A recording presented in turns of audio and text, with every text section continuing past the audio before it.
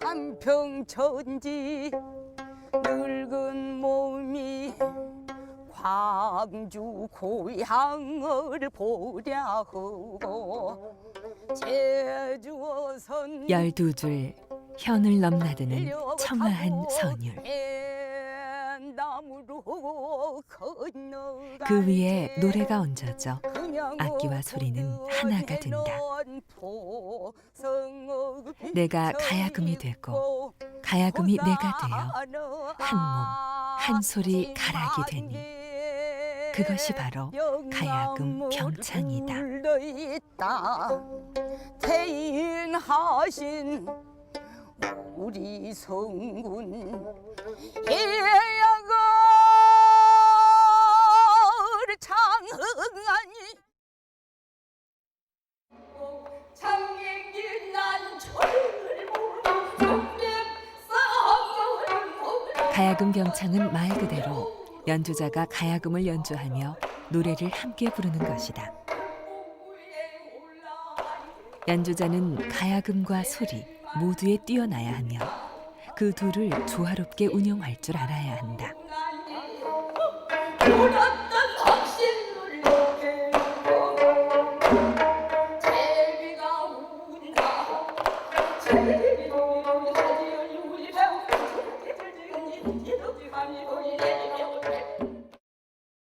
예, 우리나라에서 이제 악기를 손수 연주하면서 부르는 노래는 가야금 병창이 유일해요. 다른 가곡이나 다른 분야는 반주자가 따로 있고 노래 부르는 가창자가 따로 있어서 그렇게 되어 있는데 가야금 병창만은 가야금을 손수 연주하면서 부르는 노래죠. 가야금은 가얏고라고도 하며 우리나라를 대표하는 전통 현악기 중에 하나다.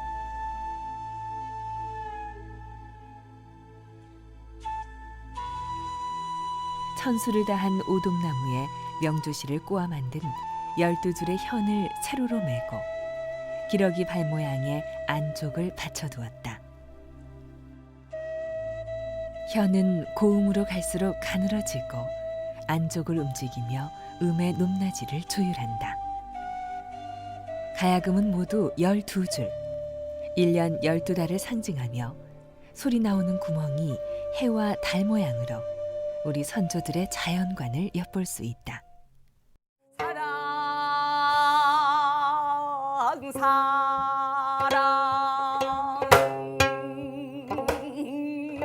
내 사랑아 내 사랑이야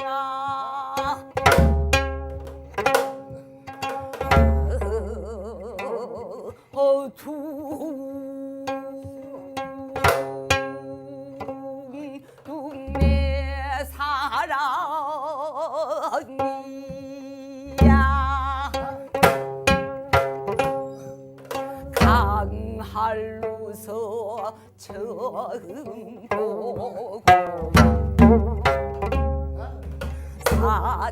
산하치해 깊은 사랑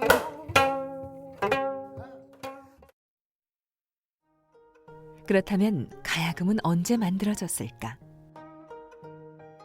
삼국사기 악지에 의하면 가야국의 가실왕이 중국의 악기를 보고 가야금을 만들었으며 우룩에게 명하여 12곡을 지었다고 한다. 이때가 6세기 무렵이다.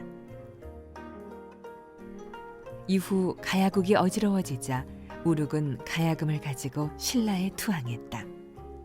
그리하여 진흥왕 이후 가야금은 신라에 널리 퍼져 그 곡수가 185곡에 이르렀다고 한다.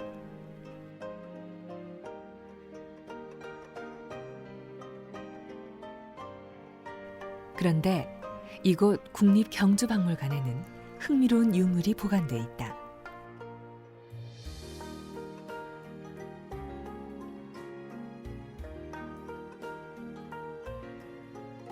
바로 5세기경의 것으로 추정되는 토우장식 장경호. 이 신라시대 토기에는 어깨와 목 부분에 사람이나 동물 모양의 작은 토우들이 붙어 있다. 특히 임신을 한 여인이 현악기를 연주하는 모습이 생생하게 묘사돼 있다. 이것은 이미 가야금 이전에도 신라 지역에 가야금과 비슷한 악기가 존재했음을 알려준다.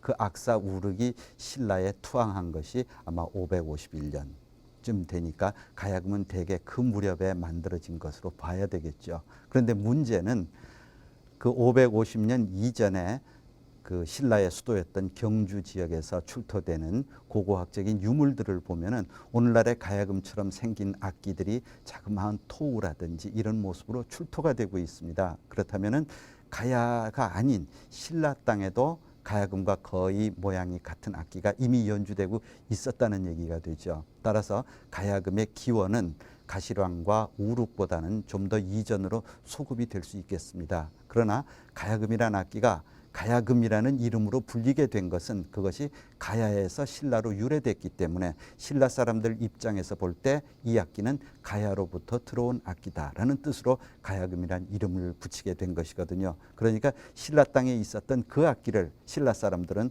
아마 신라금이라고 부르지는 않았을 거예요. 왜냐하면 대개 악기 이름에 나라의 이름을 붙여서 부르게 되는 경우는 그 악기가 남의 나라로 전해졌을 때 그 나라에서 원래 이 악기가 어느 나라로부터 도입되었느냐를 따져서 악기의 이름을 붙이게 된단 말이죠. 그러니까 가야금의 기원은 대개 550년경으로 봐야 되겠지만은 가야금이라는 명칭은 같지 않더라도 오늘날의 가야금과 거의 비슷한 모양과 기능을 했던 악기는 그 이전 신라 땅에도 존재하고 있었다고 봐야 되죠. 그 밖에도 광주 신창동 지역에서 발견된 삼한시대의 목재 유물이 현악기로 추정되면서 가야금과 유사한 현악기의 역사는 더 이전으로 소급된다. 1500여 년 전부터 이 땅에 존재했던 가야금은 긴 세월이 흐르는 동안 우리나라의 많은 선비들과 예인들이 벗을 삼아 즐겨왔다.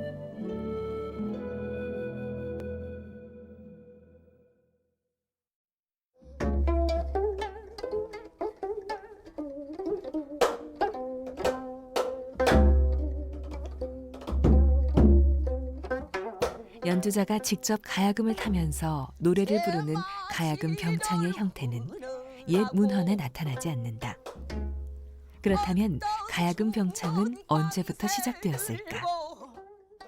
악기와 성악, 기악과 성악이 분리돼서 음악 속에서 따로 존재하기 시작한 것은 서양 음악이나 우리 음악이라를 막론하고 음악사에 있어서 최근의 일입니다. 그러니까 고대 사회의 음악은 성악과 기악이 따로 분리되지 않고 언제나 악기 반주에 맞추어서 또는 악기와 함께 노래를 같이 불렀던 것이죠.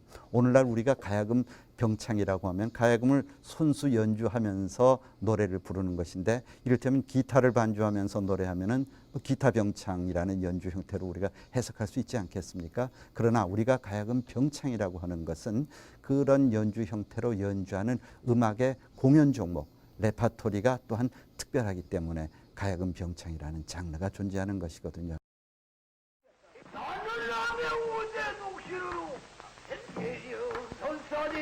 가야금 병창은 19세기 후반 판소리를 근간으로 파생된 예술 형태로 가야금 산조의 발생 시기와 비슷하다.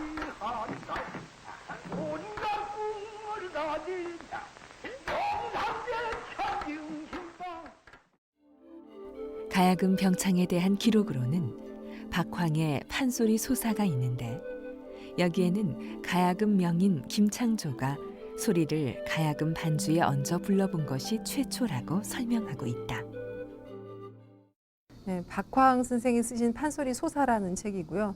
역시 그 전에 명창들에게서 이제 들은 증언을 바탕으로 해서 쓰신 책입니다. 그 책에 보면 이제 김창조가 수행 고수가 없어서 대신 가야금으로 반주를 하면서 노래를 하게 됐다라는 그 기록이 있습니다. 그래서 그것이 이제 가야금 병창의 시초다라고 하시는 그런 주장인데 그것이 시초라고 하는 것은 사실 증명하기가 어렵습니다. 실제로 김창조와 같은 경우도 가야금 산조를 최초로 만든 사람으로 널리 알려져 있지만 실제로 연구를 해보니까 김창조 이외에 다른 지역에서도 여러 가지 산조가 거의 동시대에 만들어지고 연주가 됐다라는 것을 확인할 수가 있거든요. 마찬가지로 가야금 병창도 김창조가 굉장히 초기에 가야금 병창을 했을 수 있지만 그것이 시초다라고 말씀하기는 어렵습니다. 우리나라에서 음반이 만들어지기 시작한 시기는 1900년대 초반. 당시 명인들은 가야금 산조와 병창을 함께 녹음했다. 가야금 병창이 언제 나온지 정확히 모르죠. 그렇지만은 그 음악의 발전 과정이라든지 아니면 전후 문맥, 그러니까 뭐 공연 기록이라든가 아니면 음반 기록이라든가 이런 기록으로 볼 때는 대체적으로 19세기 말에서 20세기 초 정도 그때 많이 나와가지고 또 이렇게 유행되고 그런 거 아닌가. 지금은 그렇게 생각을 해요.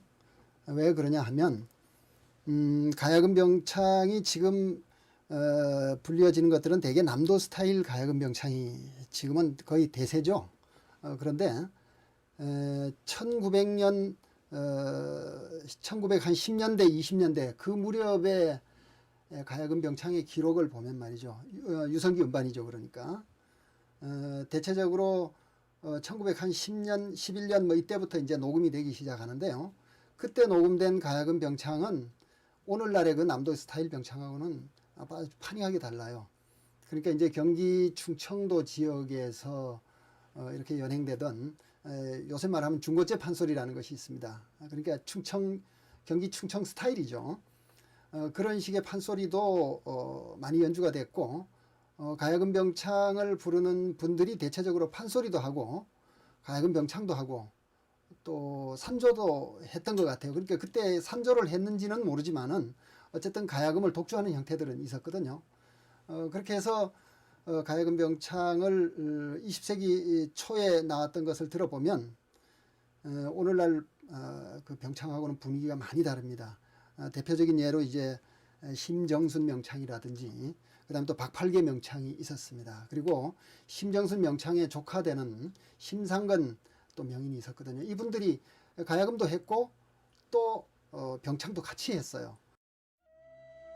1930년대에 들어서면서 가야금 병창은 대중들로부터 높은 호응을 얻는다.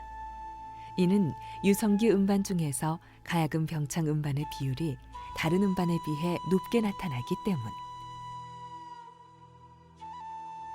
특히 오태석과 이소향은 가장 인기 있던 명창으로 다른 명인들이 가야금 산조를 녹음하면서 병창을 곁들였다면 이들은 오직 가야금 병창만을 전문적으로 연주했다. 결국 독보적인 장르로 발전된 가야금 병창은 점점 대중화되어 오늘날까지도 그 맥이 이어지고 있다. 그리하여 가야금 병창은 그 창시자로 알려진 김창조에게서 사사받은 오수관이 그의 아들인 오태석에게 영향을 끼쳤으며 오태석은 가야금 명인인 박덕기와 8대 명창으로 손꼽히는 송만갑으로부터 각각 가야금과 소리를 배워 가야금 병창을 독보적인 장르로 다지게 된다.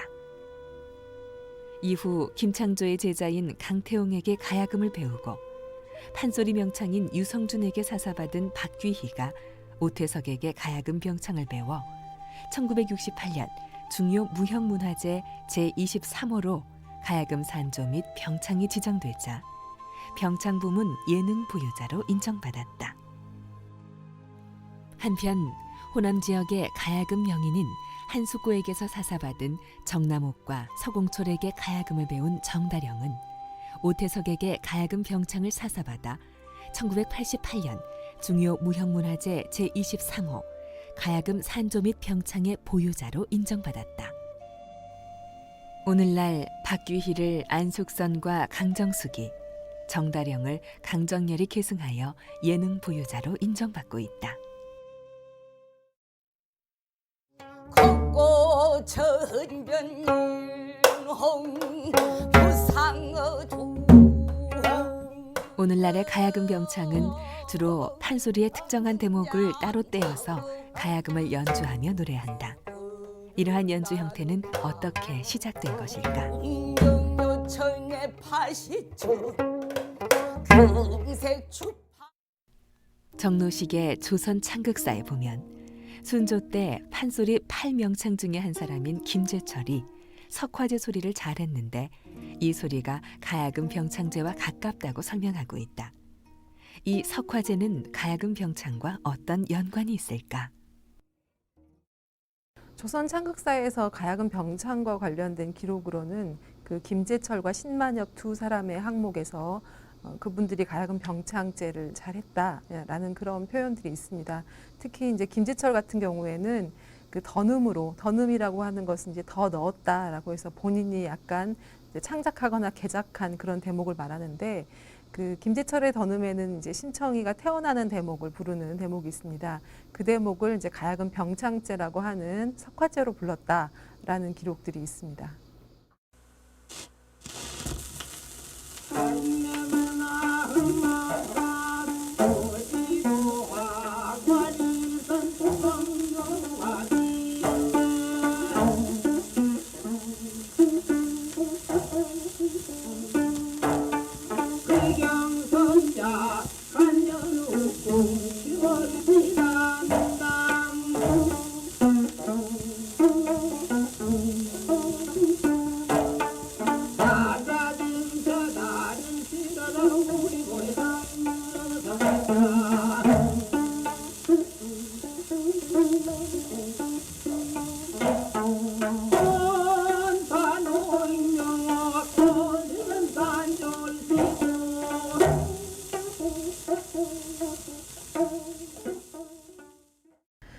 이제 우리가 판소리의 악조라고 하면 선법이나 음계와 같은 특성을 지닌 조의 명칭도 있을 거고요. 그와 반대로 이제 어떤 악상 기호적인 개념의 조도 있을 겁니다. 그런데 이제 석화제 같은 경우에는 아직 연구가 부족해서 음계적인 특성이 어떤 것인지 정확하게 알려지지는 않은 상태이고요. 지금으로서는 어떤 창법 또는 악상 이런 느낌의 조로 이제 논의를 하고 있는 그런 정도의 수준입니다. 석화제라고 하는 것은 이제 가야금 병창제라고 흔히 이야기를 하는데, 가야금 병창을 연주할 때처럼 창법을 가지고 가는 경우를 이제 석화제라 하고요. 그래서 가야금 병창을 석화제라고 하는 것이 아니라 판소리에서 가야금 병창처럼 노래하는 부분을 석화제라고 합니다. 가장 무서가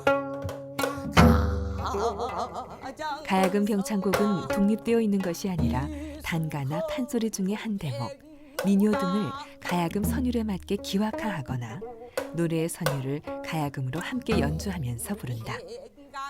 소리가 없는 공간을 기악 선율로 메우고 가끔 간주를 넣어준다. 이때 고수는 장구로 장단을 맞추며 연주의 흥을 돋워준다. 이경선자 단연후 공철지긋한 달에 등에다 저다를 싣고 우리우리향 들러서나 풍속은 화순이요 인심은 하멸인데 가야금 산조나 판소리가 독주 형태라면 가야금 병창은 가야금과 소리 중 어느 한쪽에도 치우침이 없이 조화를 이루어야 한다. 결국 소리는 소리대로, 가야금은 가야금대로 높은 경지에 도달해야 훌륭한 연주가 되는 것이다. 작은 궁성은 나간이요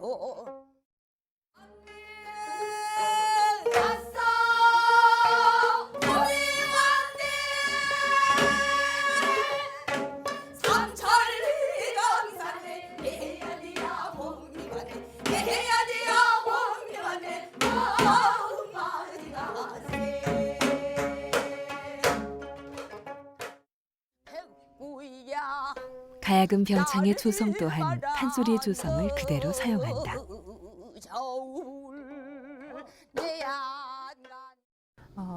그 가야금 병창에서는 주로 이제 판소리 단가를 주요 레퍼토리로 하고 있고 그 이외에 민요도 부르고 있지만 주로 판소리의 음악 어법이 그대로 가야금 병창에 들어와 있다라고 생각하시면 되겠습니다. 그래서 판소리에서 많이 사용하는 이제 악조가 우조, 평조, 계면조 세 가지이고요. 악상 개념이냐 선법 개념이냐에 따라서 약간씩 해석이 달라질 수가 있습니다. 악상 개념으로 보면 이제 우조는 굉장히 장엄하고 웅대하고 이런 느낌이라고 이야기를 하고요. 평조는 약간 화평하고 온화하고 이런 느낌이고 계면조는 약간 비애가 섞이고 슬픈 소리라고 이야기를 합니다. 선법적인 개념으로 보자면 우조는 우리가 이제 솔라도레미를 쓴다고 이야기하고요. 평조는 레미솔라도, 그다음에 계면조는 미라시도를 쓴다고 이야기합니다. 올라간다 올라간다 전라남도 순천시 나간읍의 나간읍성 민속마을. 이곳에 우태석의 생가가 있다. 어이가드노 고예가드 어이가드노 어예가드 황성철르르르라리 그 행정구역상 동래리 398번지거든요. 여기가 이제 오태석 선생님이 태어나신 생가인데 구한마을에 태어나셨죠. 그리고 이제 이 마을에서 인근 마을에서 이렇게 초상이 나면 상을 당하면 이분이 가서 이제 소리를 해주는데 만가 상여 소리를 하는데 그 상가에 조문으로 오시는 손님들보다는 오태석 선생님의 그 소리를 듣기 위해서 만가를 듣기 위해서 오는 손님이 더 많았대요.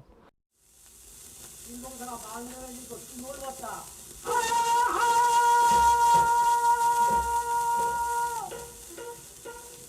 아이고 마누라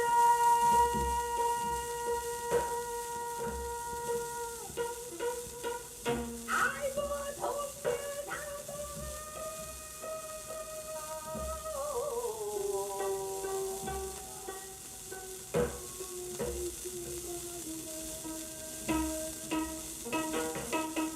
오태석은 김창조의 제자이자 명고수로 이름난 오수관의 아들로 크고 고운 목소리와 재치 있는 너름새, 뛰어난 가야금 연주로 일제강점기 때 이름을 떨쳤다. 무엇보다 그는 가야금 병창을 하나의 독립된 음악 장르로 발전시키는데 공헌한 인물이다.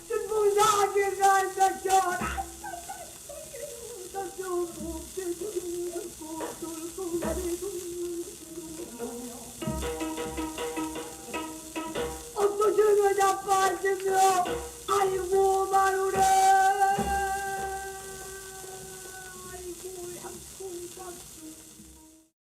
오태석 명창의 그 음반이 그 심청가 중에 곽씨 부인이 죽고 신봉사가 죽은 줄 알고 들어와서 막 그 실성 발광을 하는 그런 대목이에요. 그 판소리에도 나오죠. 마른 땅에 새우 튀듯 한다는 말이 있는데요. 아주 펄쩍펄쩍 뛰면서 난리가 나죠. 근데 그 극적인 장면을 병창으로 어떻게 표현할 것인가? 그 앉아서 해야 되잖아요. 그런데 오태석 명창은 가야금을 들고 펄펄 뛰어다니는 것 같아요. 그만큼 아주 박진감 있게 그 슬픔을 표현하는데 아주 자지러져요. 듣는 사람들도 다 그랬을 것 같고요. 그 슬픔을 아주 극적으로 표현하는데 아주 능했던 음반이고. 순천시 나간읍성에 복원된 오태석의 생가에는 또 한 명 가야금 병창 명인의 숨결이 남아있다. 바로 오태석의 제자인 박귀희. 오늘날 가야금 병창이 중요 무형문화재로 자리 잡는데 큰 공헌을 한 인물이다.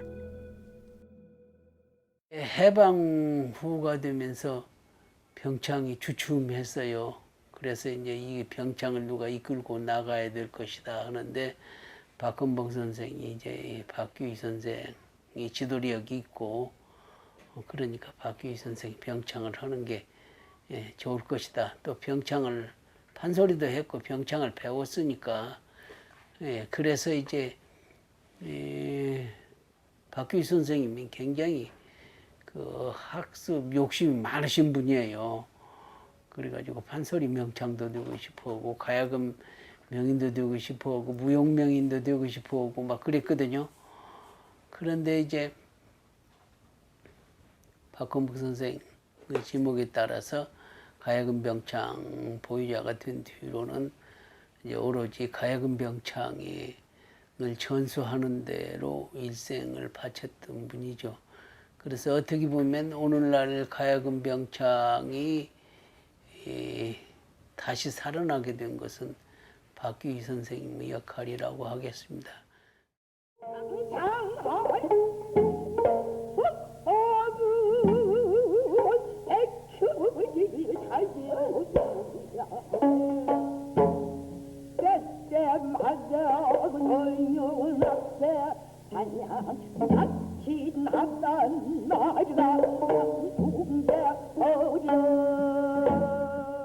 (1921년) 경상북도 칠곡군에서 태어난 향사 박귀희.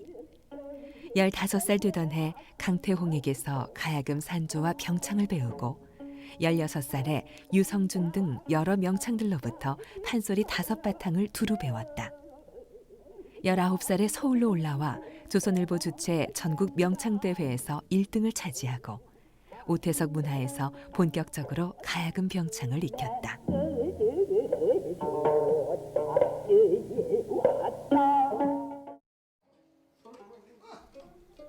판소리와 가야금뿐만 아니라 창극과 무용에도 뛰어났던 박귀희는 한양 창극단에 들어가 주로 남장 배우로 등장해 장안의 인기를 독차지했다.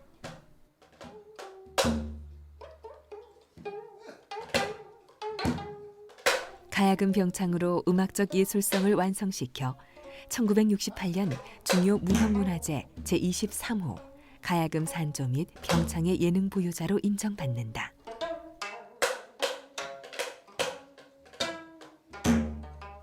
특히 국악의 중흥과 후진 양성에 남다른 열정을 쏟았던 박귀희는 1960년 국악인의 산실인 서울국악예술학교를 설립하여 많은 후학들을 배출하면서 국악계의 거목으로서 자리 잡았다. 제명하고 그거를 했는데 이 뒤로 댕기를 자꾸 바바바바 떨면서 하니까 그냥 뭐 그 어린 것이 자라니까 이제 그래서 이제 뭐 아주 소년 병창 났다고 그래가지고. 가야금 병창뿐만 아니라 국악의 부흥을 위해 노력했던 향사 박귀희. 그녀의 뒤를 잇는 이들이 바로 안숙선과 강정숙이다. 그리고 가야금 병창에서 드문 남자 병창의 맥을 이은 인물이 바로 정다령이다. 1922년 전라남도 화순군에서 태어난 그는 7살 때 숙부인 정남옥에게 가야금을 배웠다. 이후 오태석으로부터 가야금 병창을 사사받아 무형문화재 예능 부유자로 인정받았다. 본래는 남자들이 가야금 병창을 하던 것인데 남자가 위축되니까 정달령 선생이 병창을 하고 있었기 때문에 그분을 무형문화재로 지정을 시켜가지고 남자 병창 부흥운동을 했어요. 박규희 선생님이 서들어가지고. 그래서 이제 그 밑에서 강정열이 이어받았고, 또 지금 진주에 살아계신 그 강순금 선생이 병창도 하니까 그 밑에서 또 몇 분들이 가야금 병창을 이어가고 있습니다만, 가야금 병창은 옛날처럼 그렇게 많이 공연되지 않고, 또 가야금 산조하는 사람이 병창을 꼭 해야 되는 건데 지금은 병창을 안 하잖아요. 그래서 병창의 전승이 굉장히 어렵게 되었습니다. 숙장망에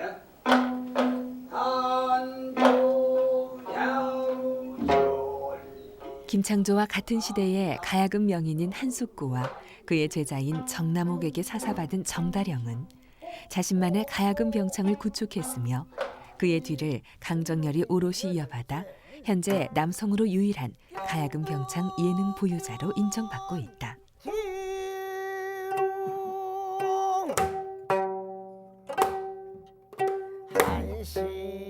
한신아가 들어온다.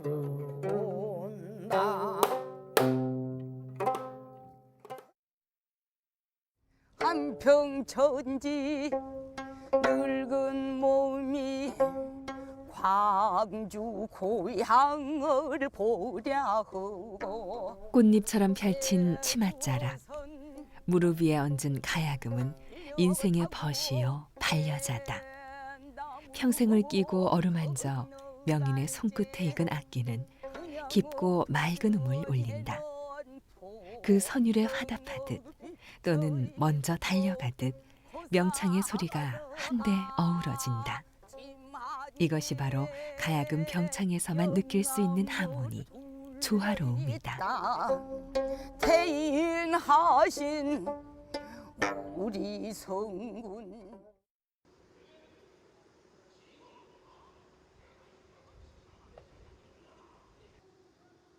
유난히 무더위가 기승을 부렸던 지난 2010년 8월, 국립국악원의 연습실은 후끈한 열정으로 가득 찼다. 소리극 황진이의 무대를 앞두고 배우들의 연습이 한창인 것이다. 국악 뮤지컬이라는 새로운 장르로 조선시대 최고의 예인으로 일컫는 황진이를 새롭게 조명하고 있다. 배우들의 움직임, 손끝 하나하나도 놓치지 않으려는 강정숙. 국립국악원 민속단의 예술감독으로 그녀는 이번 소리극 황진이의 예술감독을 맡고 있다.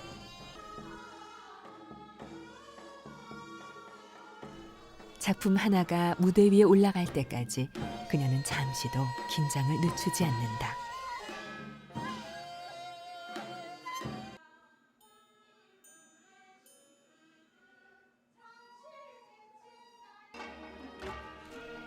기존의 형식을 깨고 현대적으로 꾸민 국악 뮤지컬 황진이는 대중들의 호응을 얻는 데 성공했다.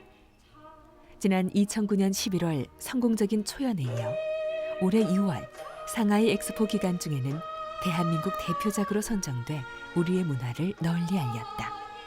명실공히 황진이는 국립국악원의 대표 브랜드로서 세계 무대에서의 성공 가능성을 확인시켜 주었다.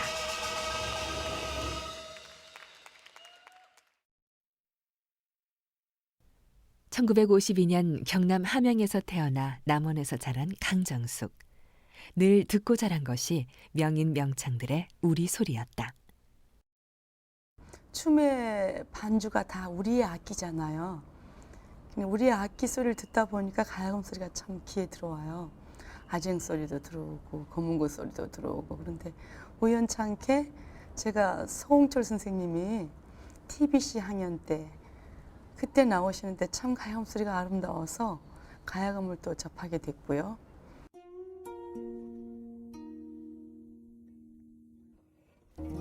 강정숙을 가야금 명인으로 이끈 것은 서공철 명인.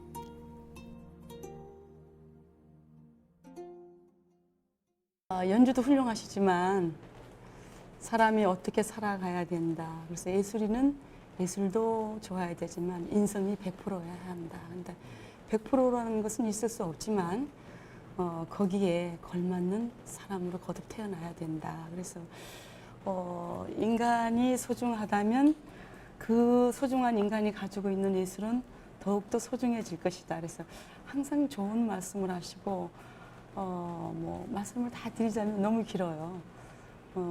정말 연주에도 완벽하시고 또 의상을 입으시면 무대에 나가셔야 되기 때문에 남는 시간에 의상 구겨지신다고 의자에도 안 앉으시는 그런 분이셨어요. 그래서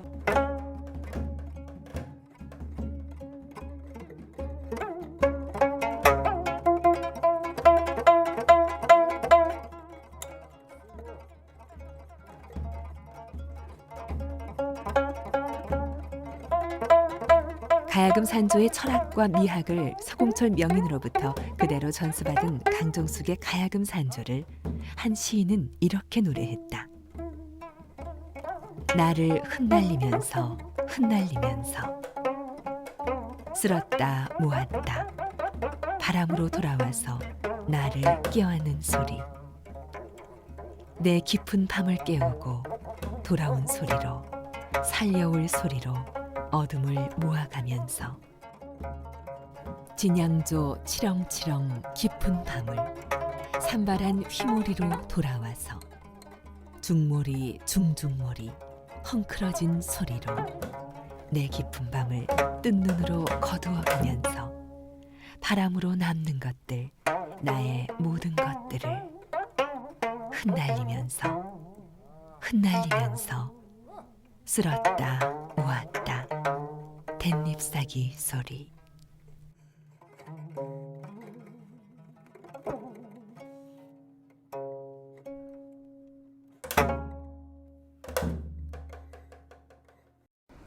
또 가야금 하다 보면 또 가야금 소리는 또 노래에서 나온 그 음역들이 많거든요.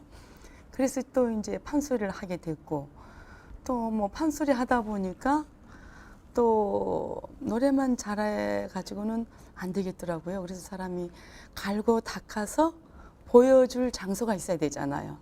그래서 제가 이제 예전에 국립창극단의 멤버가 됐었죠. 시험을 정식으로 봐서. 근데 창극단에 입단하고 보니까 그게 유명한 선생님들이 다 계시는 거예요.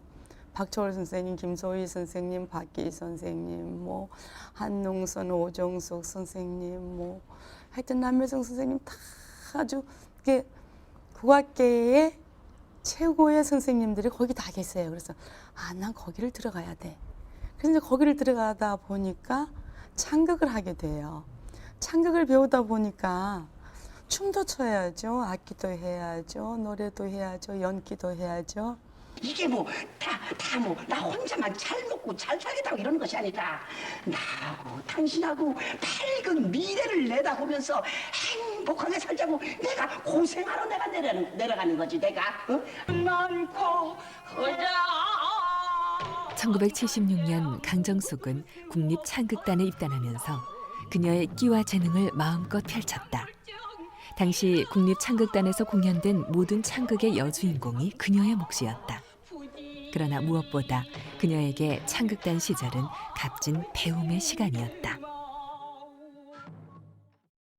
제가 열심히 그러니까 국립창극단에 있으면서 제가 많은 여러 선생님을 모셨기 때문에 그분들의 장점을 보고 그분들의 말씀하시는 것도 무대에 등장하시는 거, 김소희 선생님한테는 무대에서 퇴장하시는 거, 무대에서 실연도 중요하지만 걸어 나오면서 관객을 읽고 끝나고 뒷마무리를 아름답게 해서 나가는 그 모습도 아름다워야 되겠다.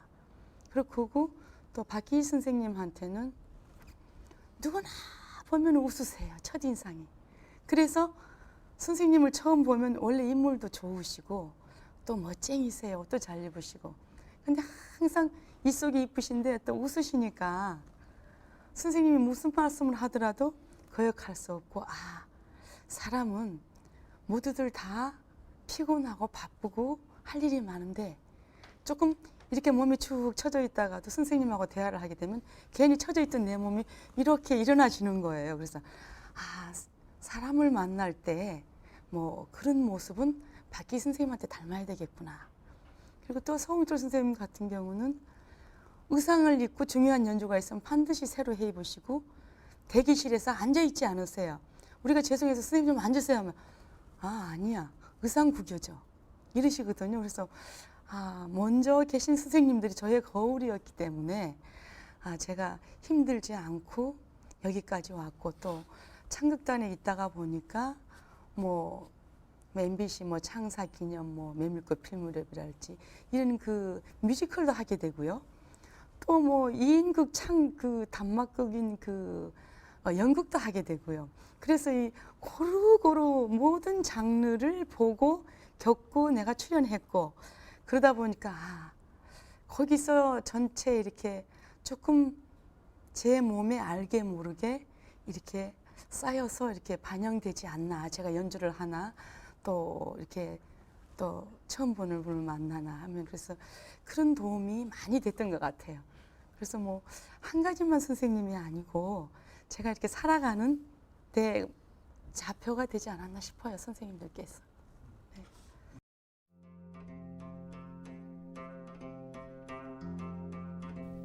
아름다운 용모와 빼어난 성음으로 국립창극단의 여배우로서 황금기를 보내는 강정숙. 그런 그녀의 재능은 국내에서뿐만 아니라 외국 공연에서도 발휘된다. 특히 1977년 대한민국 정부에서 파송된 한국민속예술단의 일원으로 유럽 각국을 3개월 동안 순회 공연하면서 우리 소리를 세계에 심는데 톡톡히 한 몫을 한 것도 그녀다.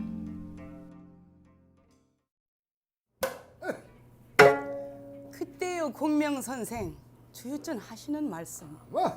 바람은 천공지 조하온데 인력으로 어찌하오리까.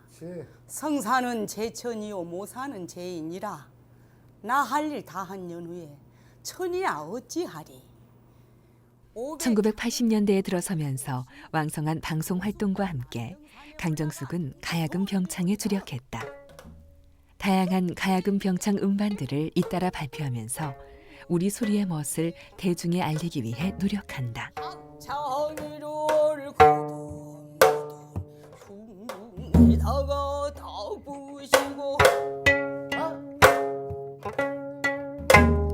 군사를 몰라 영걸린 후 남경사를 둥둥둥 올라가 둥나가 벌비로 울지 머리 풀고 밟은 자. 제자는 스승의 발길을 따라 걷는다 했던가. 19살의 강정숙에게 예인의 혼을 불어넣어준 평생의 스승이 바로 향사 박귀희 선생이다.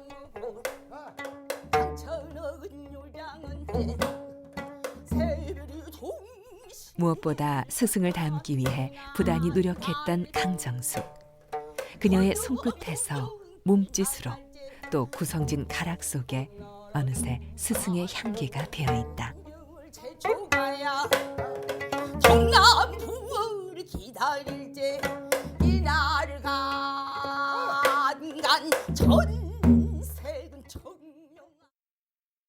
박기희 선생님은 정말 제주꾼이셨어요. 감히 저희는 따라갈 수가 없는데 선생님은 그러니까 예술의 장르가 꽃 피우게 한 동기가 있어요. 여성 북극단에 거기에 김소희 선생님, 박기희 선생님 다 이렇게 마음을 합해서 우리가 이렇게 그 당시에는 뭐 TV도 없었고 또 뭐 마음대로 볼 수 있는 우리 전통의 장르가 많이 있지 않았어요. 그래서 선생님은 여성 북극단을 만드셔서 전국 순회도 하고 만주랄지 뭐 해외까지 다 다니시면서 그렇게 많은 국악 보급에 앞장을 서셨었고요. 또 제자를 가르치고 독려하고 너희들은 많이 배워야 된다. 그래서 또 앞으로는 새로운 세상은 엔터테인먼트 돼야 된다. 1인 1역만 할 게 아니라 1인 3, 4역씩 해라. 그래서 선생님부터 뭐 사물이면 사물, 무용이면 무용, 또 판소리, 가야금 산조, 또 새로운 창작, 애기도 부를 수 있고 초보자가 들어서도 거부감을 느끼지 않고 국악에 대한 그 관심을 가질 수 있는 수많은 곡들을 만드셨어요. 그래서 이제 책도 내시고 그래서 국악 가야금 병창 새로운 곡들 아주 신나는 곡들 애기도 어른도 거부감 느끼지 않을 그런 곡들을 원래 전통곡도 있지만 판소리 장르도 좋은 곡이 있다 그러면 거기에 또 가야금을 얹으시고 해서 참 많은 작품을 만드신 장본인이에요. 그래서 저도 시간만 나면 이 좋은 가사가 있으면 저도 곡을 붙여서 가야금에 올려서 뭐 같이 공부하는 학생하고 같이 가르쳐 주기도 하고 가르치는데 또 물리가 굉장히 생겨요. 그래서 저한테도 많은 도움이 되고 해서 역시 선생님께 모든 것이 이어지고 제가 배우지 않았나 그런 생각을 합니다.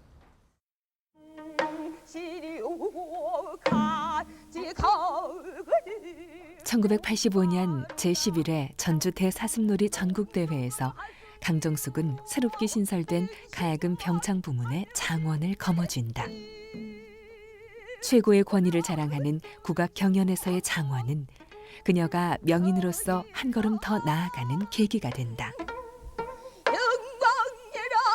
네, 이 상을 받기까지는 저희 선생님의 그 선생님 노력으로 제가 됐죠.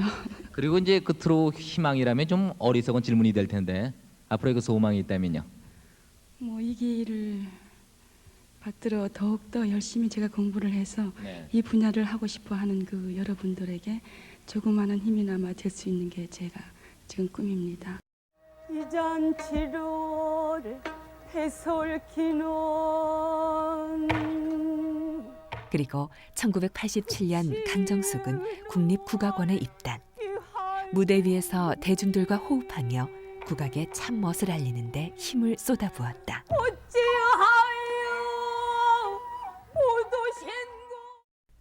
명인의 손에서 명인으로 자라난 강정숙은 스스로를 끊임없이 담금질하며 예술가로 완성되어 2001년 중요 무형문화재 보유자로 인정받는다.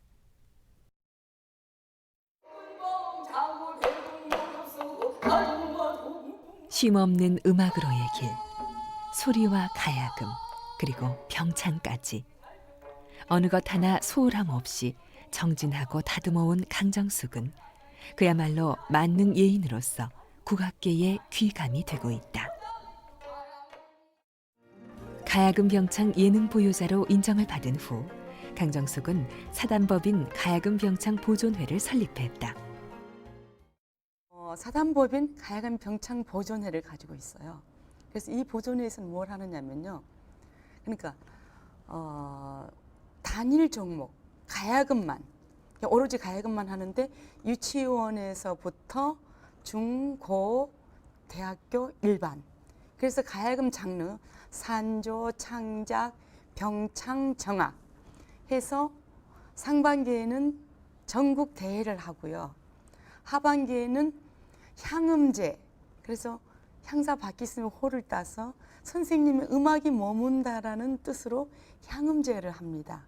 그래서 우리 제자가 수많은 대학에서 쏟아지는 학생들, 이수한 학생들, 그네들이 갈고 닦았을 때 보여줄 무대가 있어야 열심히 갈고 닦거든요. 항상 사람들은 계기가 중요하기 때문에 맨날 연습하라 그러면 연습이 잘 안 돼요.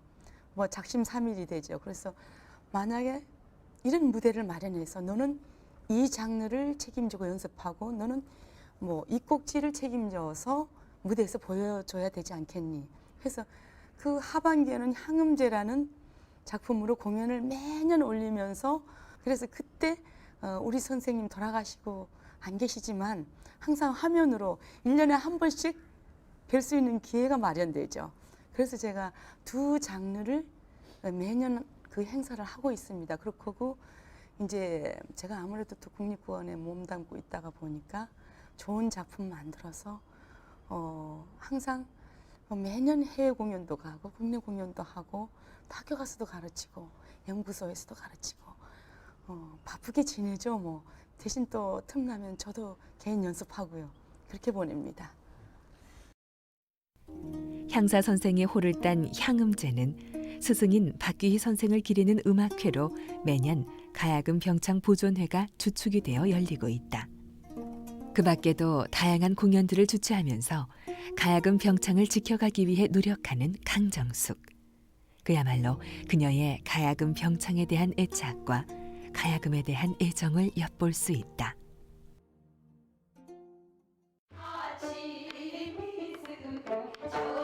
이수자 교육이 한창인 가야금 병창 보존회 연구소를 찾았다. 북을 잡고 제자들에게 소리길을 열어주는 강정숙. 늘 쉼없는 그녀에게 제자들과 만나는 시간만큼은 휴식이요 행복이다. 그러나 제자들을 가르치는 순간에는 그 누구보다 엄격한 스승의 모습이다.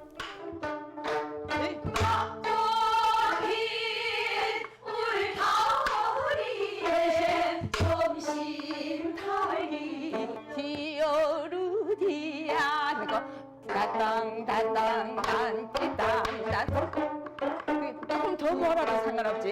그러니까 봐봐. 오야 뒤야 뒤야 오요루 뒤야 얼씨구나 뒤야 뒤요루 뒤야. 그렇지.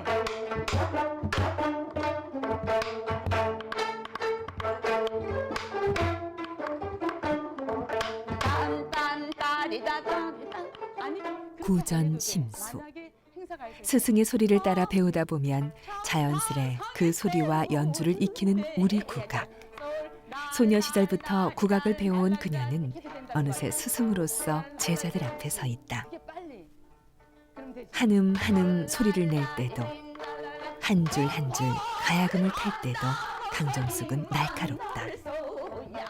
가야금과 소리, 어느 한쪽만 능숙하다고 해서 병창이 되는 건 아니기 때문이다. 가야금 하나만 잘하기도 힘든데 노래까지 곁들이는 것은 결코 쉬운 일이 아니다. 그래서 제자들을 향한 목소리에 더욱 힘이 들어간다. 중머리.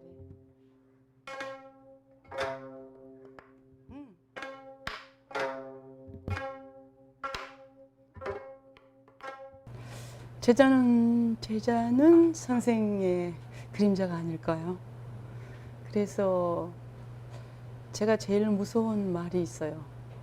뭐 누구든지 가서 이제 공연했을 때 그 공연을 보고 뭐 흡족하시든 안 하시든 누구 선생이 누구지? 하고 물어봤을 때 뭐 강정숙입니다. 그러면 제가 책임져야 되잖아요. 그래서 그 말이 제가 제일 무섭죠. 그래서 저도 제자를 만나는 순간은 최선을 다하고, 또 저한테 오는 제자도 저 마음을 아는지 어떻게 최선을 다하는 그 모습이 아름답고, 또 보여지는 그 모습들을 저도 읽을 수 있고 공부하는 제자도 읽을 수 있고, 그래서 두 마음이 합쳐져서 좋은 결과가 있지 않을까. 그래서 예술적인 면도 중요하지만 서로 마음을 알아주는 그 과정에서, 보다 인간적인 그런 과정에서 예술적으로 승화가 되지 않을까. 공부하는데 가장 큰 도움이 서로를 배려하는데. 그래서 제가 뭐 꼭 나이를 더 먹어서 선생님인가 이런 생각도 들고, 또 조금 더 많이 했기 때문에 선생인데 제가 깜짝 놀랄 때도 있어요. 내가 가지고 있지 않는 성음이 이 제자, 저 제자. 그러니까 그들만이 가지고 있는 그 특별한 그 성음들을 다 지니고 있어요. 그래서 공부를 하면서 서로 연습을 하면서 제자도 느꼈을 것이고, 선생인 저 자신도 저런 대목은 내가 선생이지만 저 제자의 목소리, 저 제자의 악기 소리가 이쁘다. 그걸 우리가 서로 융합을 잘하면 더 좋은 소리가 날 수 있다. 가르치면서도 물리가 생겨요. 저의 뭐 그냥 이름이 제자들을 통해서 그 선생이 괜찮게 가르쳤다. 이 말 듣는 것에서도 제가 만족을 하지요. 그래서 모든 것은 적은 데서부터 시작합니다. 처음에 우리가 악기 무릎에 올려놓으니까 가야금 12줄이 어려서 잘 안 보이더라고요. 근데 매일 앉고 거기다가 또 열중하고, 또 어느 사이 이게 죽은 나무가 제 마음을 어떻게 알겠어요. 그런데 이 죽은 나무 가지고 그 소리에 명주실에 얹어서 소리가 나게 하고 내 마음을 실을 때까지의 그 각고의 노력은 정말 한 해, 두 해, 그 굉장한 오랜 세월을 요하죠. 그런데 그 오랜 세월을 참고 이겨주는 제자들이 감사하고 고맙죠. 엔터테인먼트 같은 이 세상에 다 마다하고 여기에 정진하는 그 모습들이 아름답습니다. 네.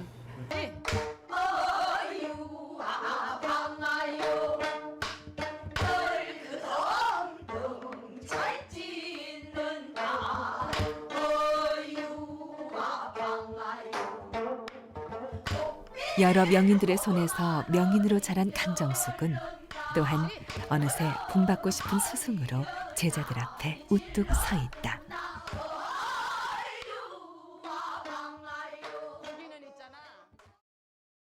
저 같은 경우는 선생님이 이렇게 제자들이 많으시다 보니까 한 제자 한 분 한 분의 그 스타일의 작품을 만들어 주세요. 정말로 그냥 아무렇지도 않는 제자분들 한 분 한 분에도 그분한테 어울리는 스타일과 목소리, 성음, 그 특이한 그분만이 갖고 있는 매력적인 성음, 그런 부분들을 일일이 다 꼬집어서 그분에 대한 작품을 완벽하게 해주시는 분이시거든요. 근데 매번 이렇게 선생님을 뵈면 그런 부분들이 너무 존경스럽고요. 또 저 또한 후배들이나 또 나중에 저가 이런 제자들이 있다라고 하면 선생님한테 본받은 거 그대로 해드리고 싶고요. 우리 선생님은 특별히 또 굉장히 그 욕심이 많으신 분이시잖아요. 소리에 대한 욕심이. 근데 이렇게 뵈면은 순간순간에 선생님이 이렇게 흥얼거리고 계세요. 그러면서 선생님이 딱 생각나시면 이렇게 하시면 따라 하잖아요. 저희가 이걸 이렇게 해서 이렇게 이런 부분을 올리려고 한다라고 말씀을 하시면서 순간에 저희도 그런 부분에 대해서는 정말 어떻게 선생님 저런 그런 그 글이 소리가 나오실까 생각이 우리를 이렇게 딱 만들어진 그 부분마다 하나하나씩 딱딱 일일이 찝어주면서 순간에 저희들을 가르쳐 주세요. 순간 생각이 나실 때마다. 그렇게 해서 일일이 소리도 우리가 던음이라고 그러잖아요. 아직 그런 걸 이제 저희는 느끼지는 못하지만 일일이 자세하게 제가 저 소리를 하면서도 다른 선생님한테 받아보지도 못한 그 설명들. 이게 저희가 한번 해갖고 안 되면은 자세하게 설명을 해주세요. R을 벌렸으면 저희가 이렇게 벌리면 선생님은 조금 더 살짝 더 위에 이렇게 벌려달라고 이렇게 설명을 해주기 때문에 저희가 이렇게 다른 선생님들한테 공부를 하는 것보다 선생님한테 딱 한 번 설명을 듣고 하면은 더 이상 선생님 이런 부분이 이렇게 됐어서 이렇게 했다라고 했을 때 아까도 보셨지만 그런 부분들이 정말 존경스러워요.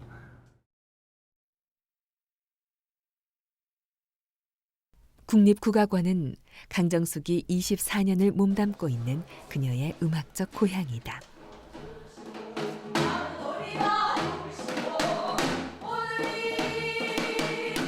1987년 국립국악원에 입단해 현재 민속단 예술감독의 자리에 오른 강정숙. 지금의 그녀가 있기까지 그녀에게는 연습이 휴식이었다. 마치 잘 벼려진 쇳덩이를 보듯 가냘픈 체구가 쏟아내는 에너지는 그야말로 열정 그 자체다.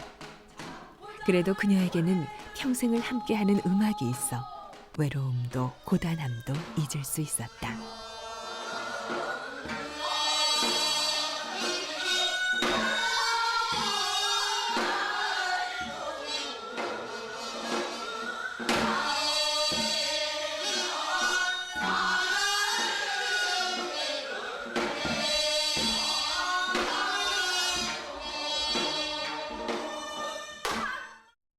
항상 즐겁게 일하죠.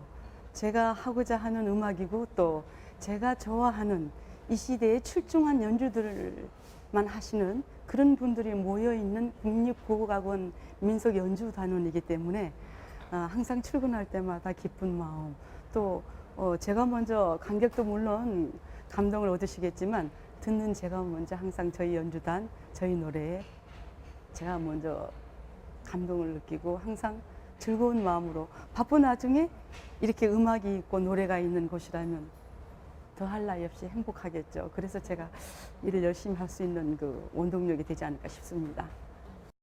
우리가 좋은 연극이랄지 쉼없이 자신의 예술 세계를 단련하며 진정한 국악인으로서 앞서 있는 강정숙의 모습은 후배들에게도 본받고 싶은 존재다. 음악을 소중하게 생각해요. 그래서 강정숙 감독님 직분을 가지시기 이전부터 저는 뵀었는데 그 전에도 저희 직장에서 이제 감독직을 안 하고 계셨을 때도 그 카리스마나 뭐라 해야 될까 그 무게감은 어느 정도 자리매김을 하고 계셨는데 거기서 이제 감독 직분을 맡으시면서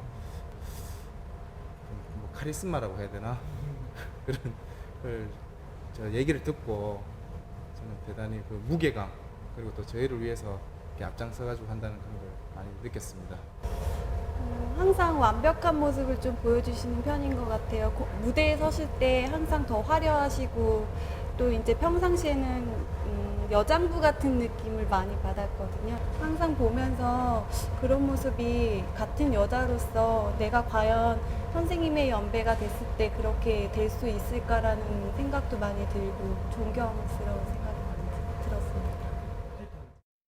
이렇듯 토끼란 놈 수궁에서 살아나왔대서 지선수 길을 탈탈탈 털고 발을 떨며 왠가 개교 자랑하며 또 한 번 놀아보느니 가운데 장자 한도주 공장만 긴 나를 많으며 원조들 성창자 방위가 어서 번기가 나을 만큼이여 난색한 좋은 백터위가 뼈만 흙기가 나를 많으며 줄개물 제가를 장기가 좋아만 개나를 많으며 모르던 신선이라도 만나 헐기가 날 같으냐 애들은 청산 두연이 자주 온다고 악세소리 다양 수군 것 갓도를 번진 비고 산천이 반가워라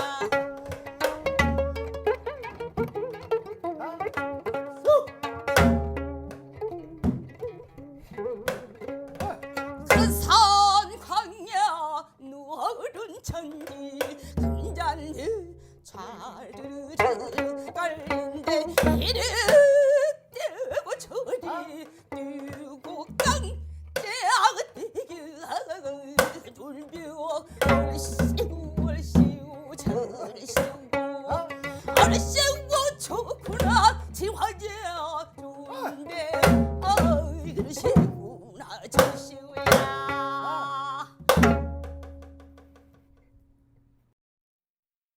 자기를 관리하는 데는 인간은 그 누구라도 어린아이까지도 자기가 다치는 걸 싫어하거든요.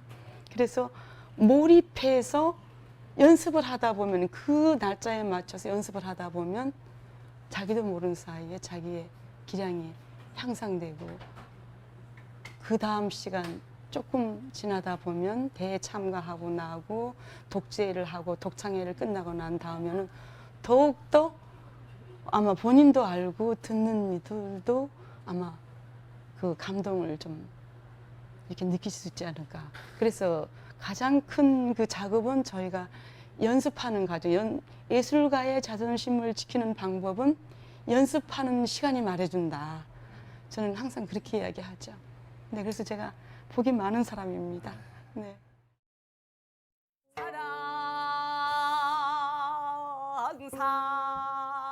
입가에 특유의 미소를 머금으며 고운 자태로 가야금 병창을 연주하는 강정숙 명인.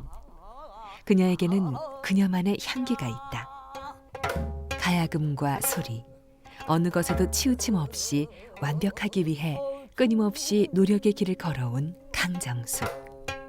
그녀가 있기에 우리가 지켜야 할 우리의 소리, 가야금 병창은 앞으로도 굳건히 이어질 것이다. 강할로서 그때여